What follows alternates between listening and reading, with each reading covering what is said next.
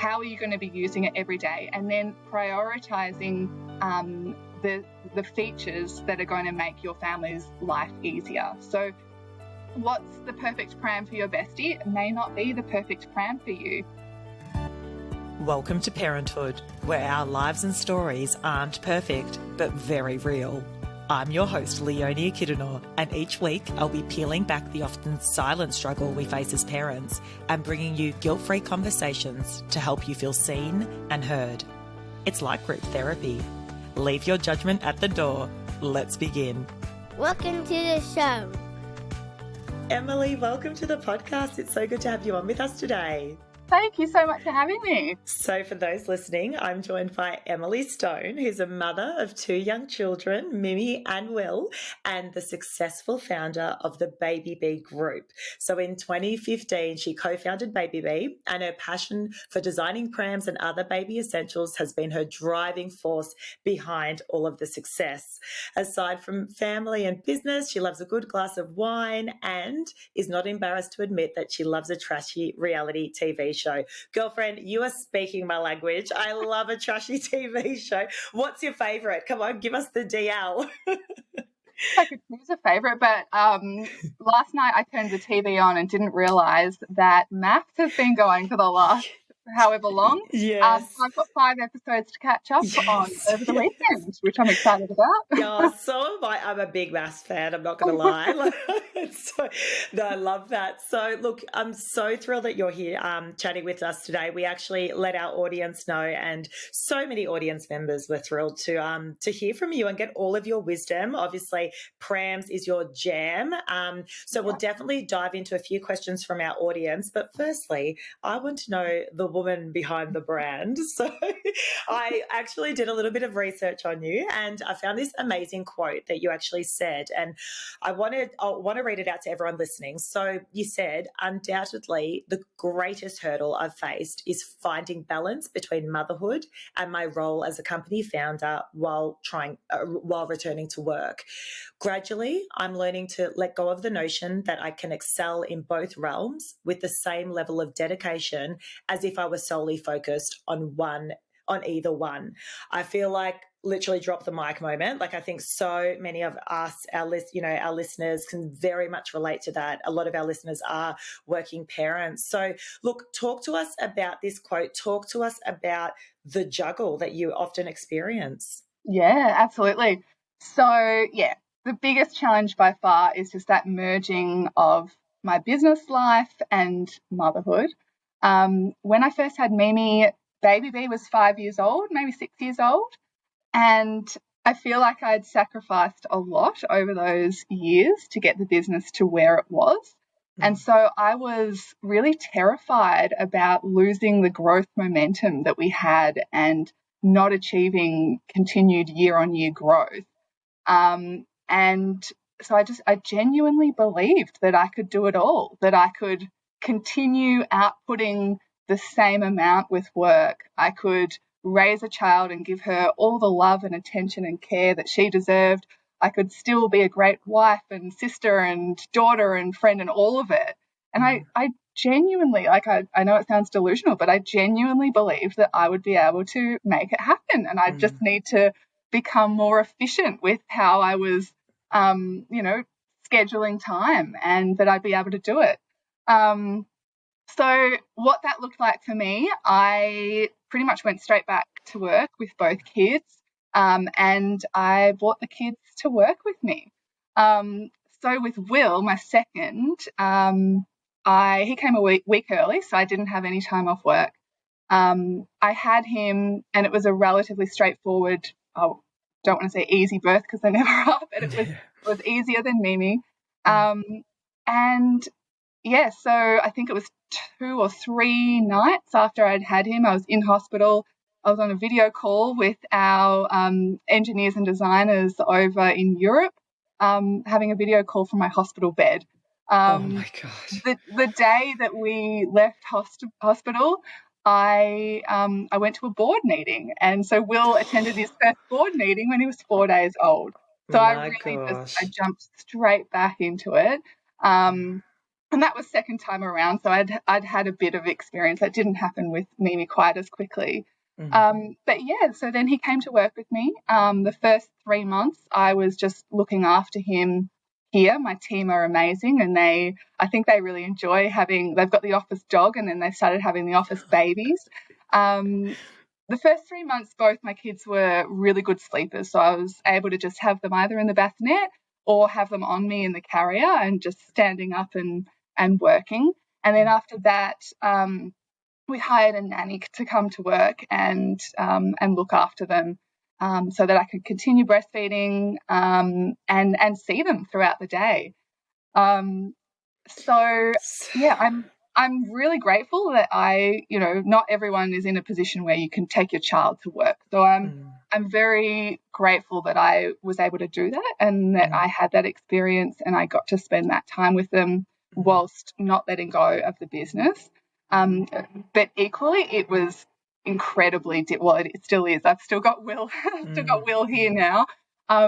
It's really challenging to split your attention, and I'll be in important meetings, wrangling a screaming child onto my boob to try and calm them down and have a feed, without flashing everybody. Or I'll be in the middle of, numbers and spreadsheets and deep into, analytics, and I can hear this baby crying in the background with the nanny trying to get them down and trying to stop myself from jumping up at every cry. And so it's been a very difficult juggle, but as I said, I'm very grateful to have had that experience. And I think for the most part, I have been able to juggle a lot, but my health and well-being took a massive back step, was prioritised straight to the bottom. And whilst I was able to juggle a lot, I had multiple mini breakdowns. And for me, every time I got really, really stressed, the first sign that my body was not handling it was that I would get blocked ducts and I'd be on the verge of mastitis. That probably happened 30 times, I'd say. So, yeah, there were a lot of cracks showing, and, yeah, it was difficult. I'd say it's probably only been the last,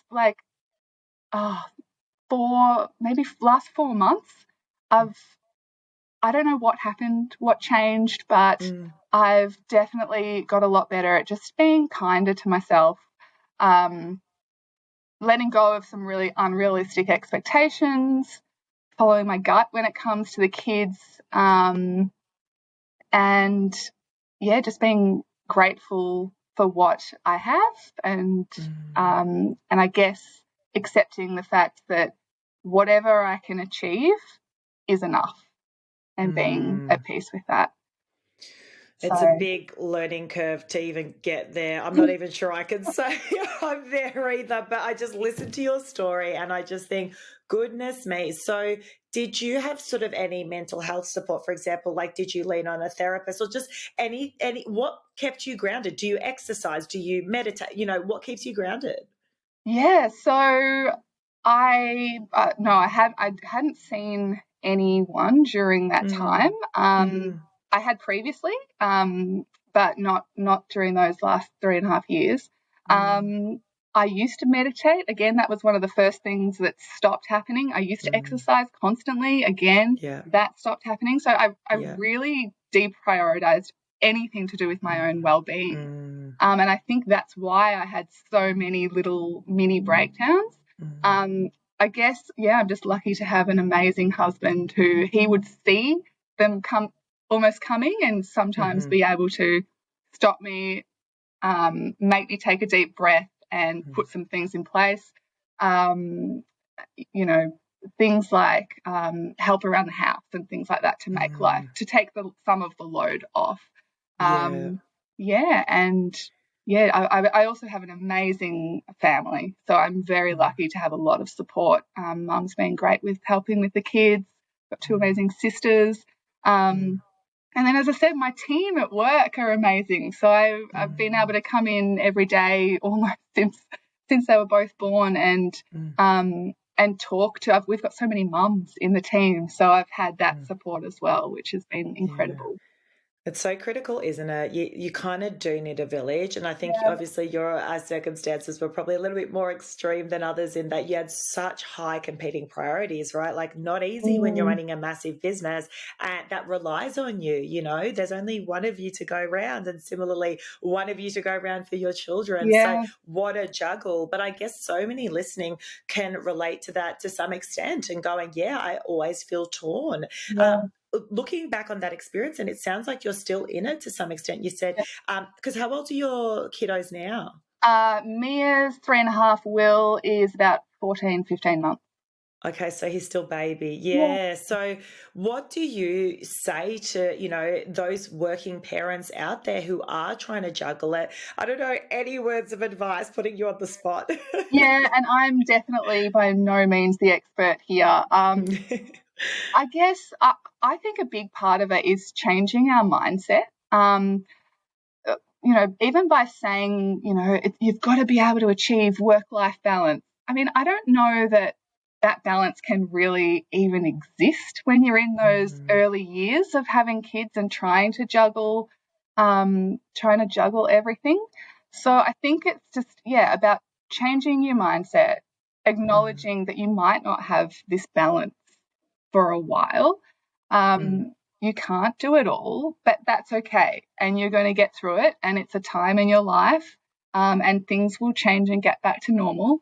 But for now, just be kind to yourself and cut yourself some slack. I think, we don't really have the village that they used to have to help us raise our children. And, a lot of us are coming back to work and have so many things to juggle. I think we just have to acknowledge that. And, I mean, it's easier said than done, of course, but, we have to cut ourselves some slack. We cannot do everything and still have this perfect, you know, put up this perfect social media front that we can have it all. I think I had a business coach who said to me at one point, when it comes to self-care, you've got to be able to sprinkle a bit of joy into your week. So she's like, you sit down with me all the time and you give me all the right answers. You know exactly what you should be doing. You should be eating better. You should be prioritizing your own health, doing some exercise, doing those things. But you keep just telling me, like, you've got to go for a run. You've got to start doing Pilates. You've got to start getting up at 5 a.m. to get some strategy time in. She's like, think about what gives you the most joy in life. What brings the biggest smile to your face when it comes to you and your well-being? And try and just sprinkle a little bit of that throughout your week, and it will have a big difference. And so for me, one of those things is going out for dinner or drinks with friends or my sisters. And I noticed a massive difference when I let go of you've got to exercise and eat well and do all of these things, and said, no, self-care is me going out tonight for a few hours with friends and having some amazing food and drinks. My week just was transformed just by that one dinner, because it just that's what brings me energy. And so if you can try, and I know it's so hard when you're in the thick of it going, how the hell am I going to get out tonight? But if you could, whatever it is for you, if you can just try and like sprinkle a little bit of that in, that's going to give you the energy that you need to help with everything else. So I think that's, really important. Oh, it's so good, isn't it? It's such a good point. It's reframing what self-care looks like, you know, and it doesn't have to be what you typically think, where it's like, do all of the, you know, the shoulds, you know, I should go off for that, right? You know, it's actually like, what lights me up, and that's self-care. So such a nice reminder. So look, as you said, such a big juggle. I want to delve into obviously your area of expertise, but before we go into it, tell us why did you start Babybee? Tell us the story. So it was, I'd say, almost 10 years ago. My partner and I had both had a bit of experience working with online businesses and direct-to-consumer companies. And so we'd seen the benefits that the benefits and efficiencies of what a D2C company can look like. We were looking at multiple products, so it wasn't just prams that we'd been looking at, but the pram industry at that time we felt definitely had the most opportunity there. Back then you had your high-end prams that were around almost at $2,000 mark, and they looked amazing, they had all the great functionality, they were quality products, but anything that was cheaper was really ugly. It was just, they were purely built for functionality to get you from A to B. And not a lot of thought at all had gone into the style and aesthetics of the product. So we thought, okay, cool, we'll set up a D2C company, online only, and we'll be able to cut out those distributor costs and the retailer costs that all of the big international companies have to pay. And that can often be up to like 50% of what the retail price is of a pram. And we'll be able to create high quality products that include everything you need, that have all the great functionality, but for a fraction of the cost. And so that's what we did. Yeah, that is amazing. Like such, epic business know-how then. My biggest thought is, did you have the pushback of, oh, well, hold on. I mean, because I know that with with Babybee, you actually there's a return policy, I believe. So if someone, for example, receives a pram because they weren't able, actually, I'll pause there. Is there a showroom for people to be able to see the prams in? We only opened our showroom like in the last 6 months, and it's only at our head office in Yarraville. So that's the only place. Okay. So not really. So did you then receive pushback? I guess getting to the question I was just thinking of around, okay, well, hold on, but I want to be able to go into a store and try the pram out before I'm going to buy it. Like, how did you tackle that challenge? Yeah, definitely. So I think the generation coming through were feeling a lot more comfortable about buying online. So we were lucky there. We knew that there was always going to be a percentage of the market that did need to touch and feel. So what we created was a 9-month free return policy. So customers can purchase, set the pram up at home, push it around their living room, make sure that it is the right perfect pram for them. And if not, they can rebox it, send it back, and get a full refund. That is amazing. 9 months sounds very generous. How did you land on the 9 months? I think the 9 months is, we just looked at, how long's your pregnancy for? 9 months. Right. And just for that peace of mind that if you do buy something early on and maybe things don't go to plan or whatever happens, you've always got that peace of mind that you can return the product.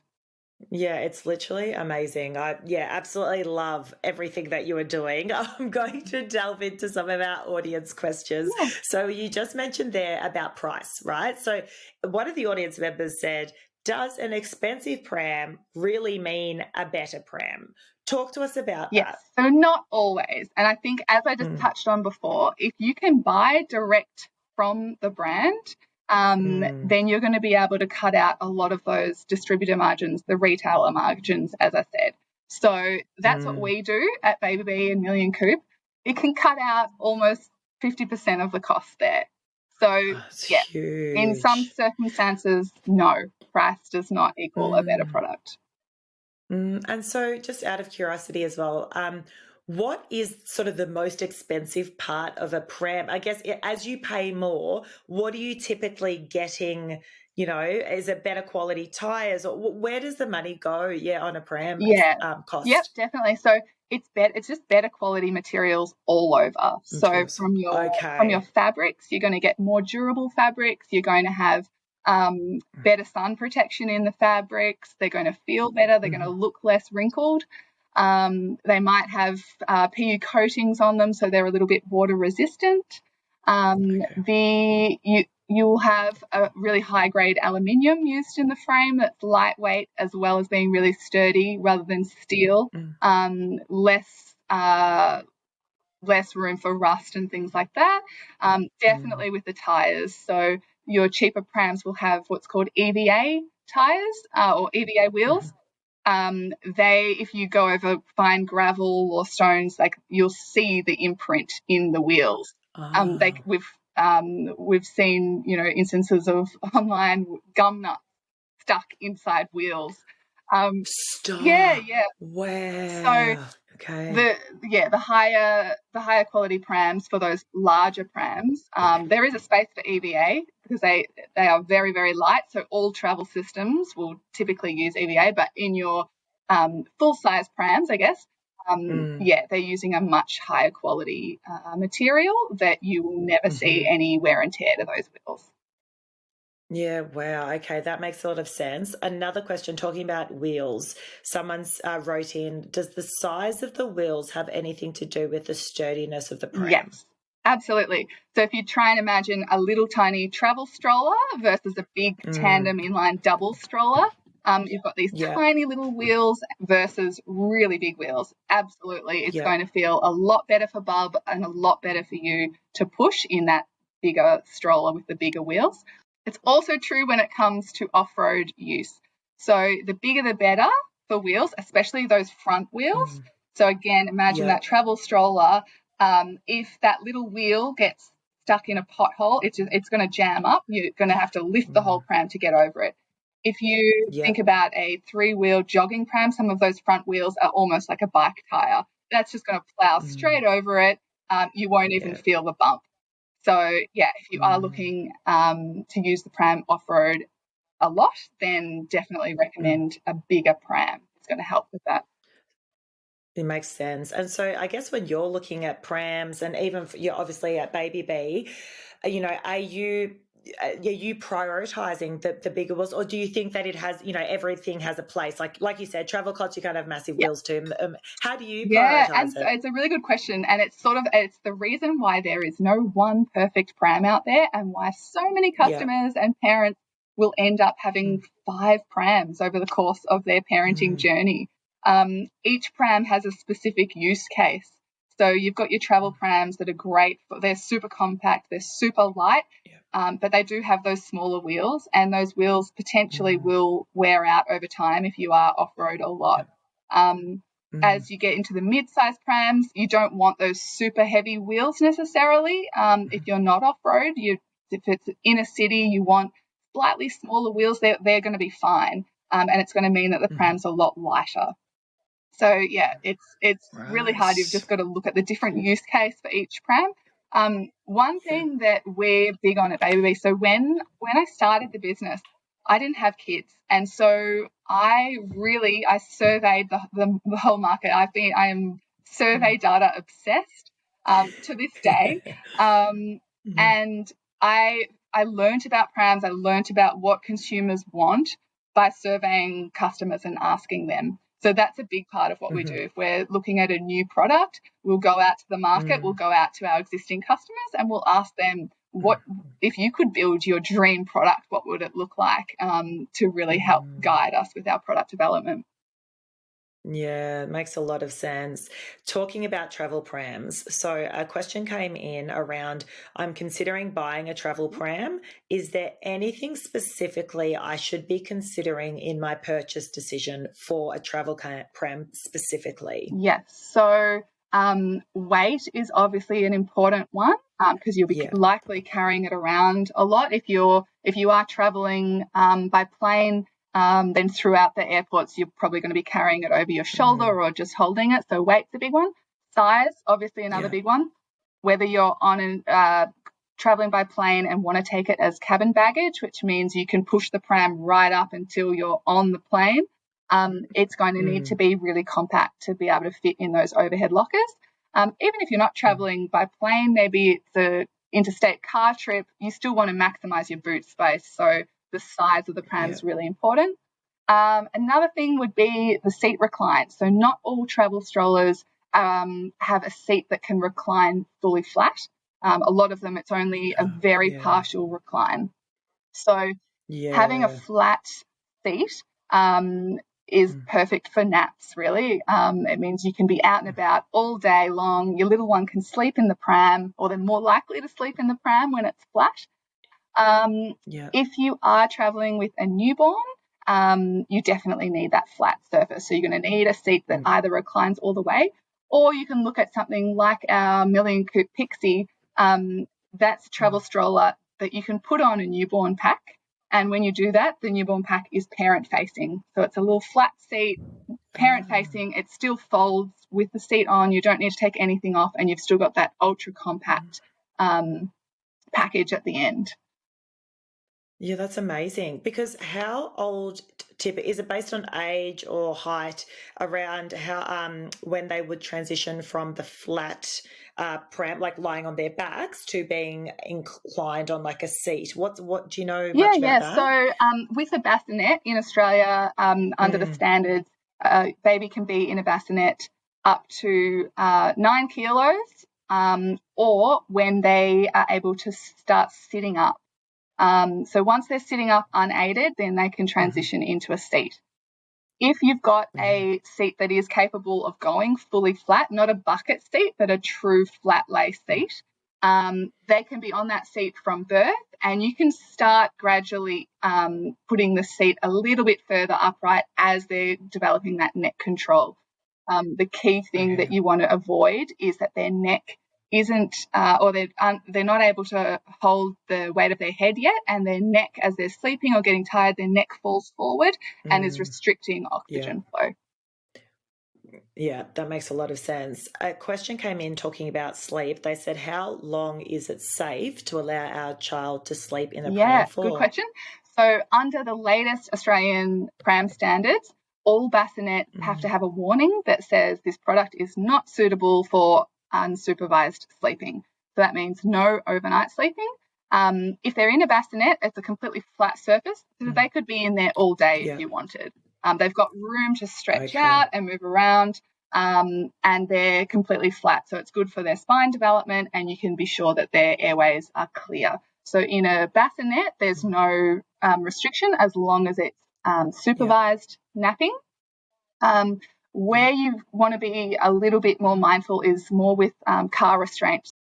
In a car capsule, their spine ends up in a C-curve position. And so that's, again, their head can be forward and reducing the amount of oxygen that they're getting.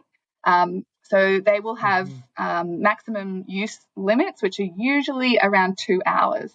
So if you're doing long car trips, or if you've got your capsule on your pram, then you want to be taking them out around every 2 to 3 hours, just to give them a break and make sure that they're okay.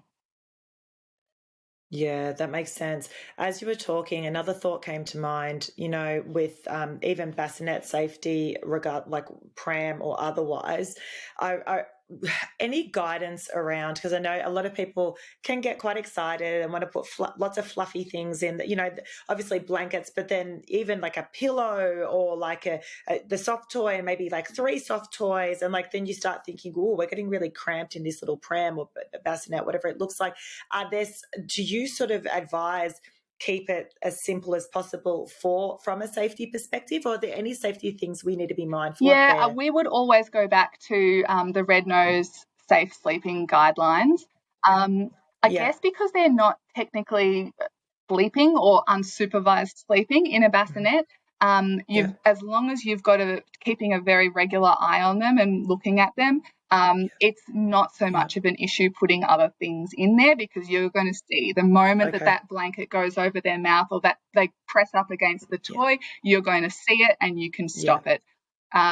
If you're going to be sort of coming in and out of the room, I'd probably say just take those things out and keep it as clear as possible with nothing in there. Yeah, makes sense. I'm talking about prams. So another person said pram accessories. So are there, you even just mentioned you've done a number of focus groups. You know exactly what the market is looking for. What were people saying around things they couldn't live without when it comes to pram accessories? Question. So at both Babybee and Million Coop, we try and include what we call essential accessories in every box, so that you don't need to worry about what do I need, what do I not need. You don't get to check out and be like, suddenly there's an extra $400 worth of cost that I've got to add in. So the key things that our customers have said that they wanted: rain covers, UV covers, a handlebar bag, and seat liner is a big one. That's amazing. So you include some of those we pretty in much include all of those things with wow. most of our Okay. prams. Yeah. Wow. Yeah. That's amazing. So Yeah. I'd say if you're looking at a pram that doesn't include all of those things, I'd say have a think about when Bub's Yeah. born. So if it's going to be winter, maybe it's something warm, a foot cover, a little soft cocoon to keep them warm, things like that. A rain cover, definitely, if it's going to be raining a lot in winter. It's summer, definitely look at your UV covers. I think a handlebar bag is an essential accessory. They're just so handy. Amazing. Once you have them, you can never go back to not having one. I guess things that you could think about later would be your toddler board. So if you're having one and then you might have another one later, come back and buy that toddler board if or when you need it. And probably a snack tray as well. I think that's something that you can come back to later when the time comes. Yeah, that was critical for us. Yeah, so many. This is bringing back memories for me because I've got a 3.5-year-old and a 5-year-old now, so we're kind of a little bit not as much in the hecticness of the of pram life. I mean, we pull the pram out every now and then for the youngest, but But I just remember, my goodness, that snack tray, the bag, like just so many things that just makes your life easier because you're already juggling so much, and it's just it's such new territory, particularly for those newer parents, that you want to make your life as easy as possible. And this is where I see such merit in investing in a really great quality product when it comes to particularly prams. I think there's other things like you can get away with, like, get the beautiful Target t-shirts. Like, it doesn't make clothing, certain things is not a big deal. But when it comes to critical elements that I would be spending my money on, it's the car seat, it's the pram, it's those things that they're in and out of all the time, and you just don't have the time or energy to be fiddling around and trying to hold 7,000 bags while pushing a pram that's got stuck on a rock because the wheel's too small and all the things, and you're just like, oh my gosh, this is the worst. So I so see that. I mean, I guess I'm curious from your perspective too, and like, we don't have unlimited budget. So what would you be advising people, like, as far as baby products go? Like, where would you be investing your money? Yeah, absolutely. So I'd say the critical things for me that you want to have sorted up front, obviously your pram, your car restraint, as you said, a bassinet, so a safe place for Bub to sleep, a safe place to put Bub down. So when you're at home by yourself, you want to have a shower, or you need to get some cooking or laundry done, or just need a spare second, having somewhere safe where you can put Bub down is going to be important. For me, a really good baby bath. I used the Skip Hop Moby, and it was a game changer. So definitely look into that one. Your change table, those things you've got to have, but you can get those types of furniture items, I think, from cheaper alternatives these days. I think you can probably hold off on buying things like your cot because that'll come later. Anything electric, I think you can hold off on to wait and see, does your baby need movement to sleep? If so, maybe a electric rocker is important, but hold off and see what you feel your baby needs once they're here. Same with breast pumps and bottles and all of those things. Wait and see, if you are planning to breastfeed, wait and see if you need it or not after that. And then, as you said, like toys and all clothes and things like that, there's a lot of amazing places where you can get cheaper alternatives now. So, yeah. Yeah, absolutely. And I have to say, Target is one of my favorites. So definitely love me a Target, but more to the point that they, in comparison to other brands, they're, more economical, which I love. But as I was saying, it's so good. Yeah, I just think make your life as simple as you can. And definitely, these things are certainly, even as far as the accessories, are things that I would never have thought of until you're in the thick of it and you go, oh, wow, like, there are other things that can support me in this moment. We had a question from an audience member who actually said, look, if I know I want to have more than one child, how do I shop smarter when I'm purchasing my first round of baby products? So should we start with the pram, and then I'd just be curious outside of that. So what are we looking for there? I guess your option is to look at a single to double inline pram. So this is a pram that you can just have the one seat or bassinet on, and later you can add a second seat or bassinet to it. So they work really well either way, whether you've just got one or two seats on. Obviously, the benefit of that is potentially you don't need to buy a double pram later on. They typically will have larger wheels, so they will feel more sturdy and they'll be better off-road. And typically they will have bigger baskets as well because they are longer. The trade-offs and the downsides to doing this is they have to have a larger footprint to be able to hold almost 50 kilos or more of weight. So they are going to be bigger. So if you have a small hatchback, this is going to take up most of your boot space. So probably not ideal. Also, if you are really concerned about the weight of your pram, so if you're worried that you might not be able to fold and lift it yourself into the car, or if you just want something that's as light as possible, then this is probably not going to be the product for you. And then I'd always recommend just in those instances, go with a product that's going to make your life easy now and think about your second child option later. If you're buying a pram that's sort of over, $700, it's going to have pretty good resale value as well if it's a quality product. So you can always look at selling it then and purchasing something else, or you could look at adding a toddler board depending on the gap between your kids. Yeah, we love ours, the toddler board. It's an absolute game changer. One thing you mentioned around the double pram. So I never realised how big these things are. And we live in a townhouse in Melbourne, and the entrance to the townhouse gate where all the townhouses are would not even fit a double pram. So I realised that down the track, but it was fine because we knew we wanted to have two children, so we bought the pram. I think that you mentioned earlier, where it's set up for there's the two seats, kind of one's at the top, one's kind of down the bottom, versus them being this wide pram. And I thought to myself, good thing we did that, or I would have been like there with my double pram, like pushing it through, trying to get it into my house, being like, how's this going to work?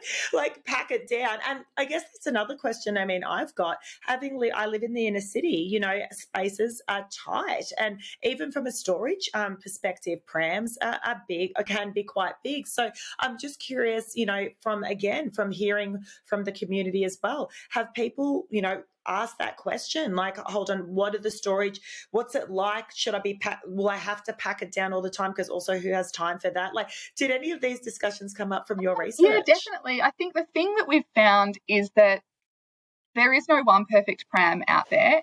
Every family is different. So we always say to customers, definitely look at reviews and listen to your friends and family and hear from them about what they liked and didn't like from their prams. But at the same time, you also really need to think about your own family, your lifestyle, how you think you'll be using the pram, where you live. Is it a small house? Are you in a rural area? How are you going to be using it every day? And then prioritizing the features that are going to make your family's life easier. So what's the perfect pram for your bestie? It may not be the perfect pram for you. You could have, as you said, you might live in, a second story home, and you've got to take it up and down stairs all the time, whereas she's got a big double garage where she can just wheel it in, not have to pack it down. You may use your car every day. She might not.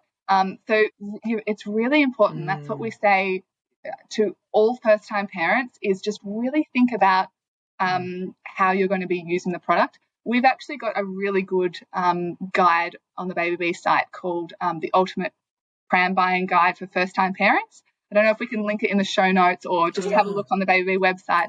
But that will talk you through or take you through all of those sort of questions to ask yourself to help you get that prioritized list of what is important to me and my family and help you make those decisions.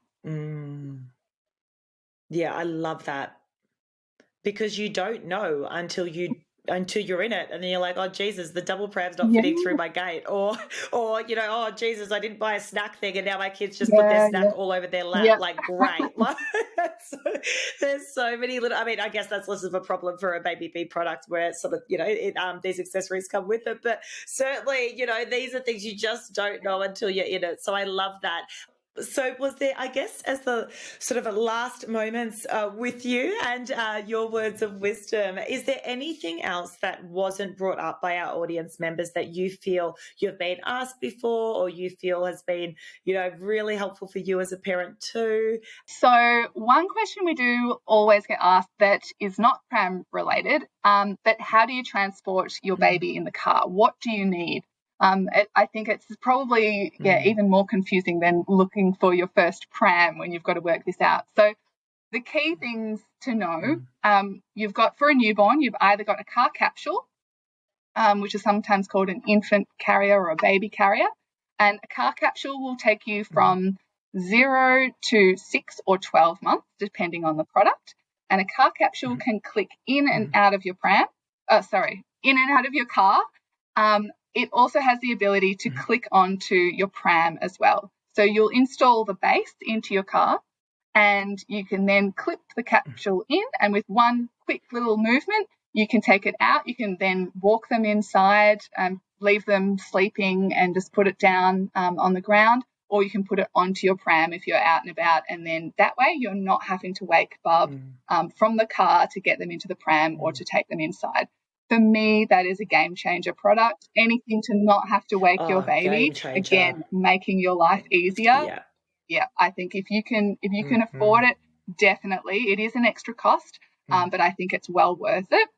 And it's something, again, that you can use if you do have a second child. You'll use it again, or you can pass it on to friends and family. The other option is the convertible car seat. So these will usually go from 0 to 4 years. And that is a seat that starts off rearward facing in your car, so baby's facing the rear of your car. Once they hit the height markers, which is I think around 30 months, don't quote me on that, then you turn the car seat around and they'll be forward facing. And again, that's up to around 4 years, or when they hit the shoulder height marker that's marked on the car seat. That stays in the car. Can't come out and go on your pram or go inside. It just stays in the car. So, you're only buying the one product then, so it's a little bit more cost effective. But you do have to wake your bub potentially if they fall asleep in the car, and you've got to take them out. Yeah, and I just think sleep is just so, I mean, again, when you're in it and you've got a little bub and you perhaps are a little sleep deprived yourself, and, you're just like, please don't stir as I try to transition you from the car, out of the car. For myself, the capsule was an absolute game changer. And to be fair, like, I actually was able to sell, once I was, the kids had grown out of it, I sold it on Facebook Marketplace and got a little bit back as well. So I don't know, to your point, if you are able to invest in it, I would even say from my experience, I'd highly endorse that move. So no, it's been an absolute pleasure chatting with you, Em. I'm curious, like, what's next for Babybee? What's next for you? Tell us. Well, we have a big product roadmap ahead of us, so lots of new products coming up over the next couple of years. And we're also expanding into new markets. So at the moment we're in New Zealand and Canada as well as Australia, so there'll be more international expansion. And for me, who knows, maybe another baby down the track. We'll see. Wow, honestly, girl, keep kicking those goals, and thank you so much for spending the time with us today. Pleasure. Thanks for listening. If you enjoyed this episode, be sure to subscribe, leave us a rating or review, and share it with your friends. Want to contribute to the conversation? Hit us up on Instagram @Parenthood Pod and join our Facebook group. Until next time. Thanks for listening. The Parenthood Podcast would like to acknowledge the traditional owners of the land we produce on, the land of the Wurundjeri people. We pay respect to their elders, past, present, and emerging.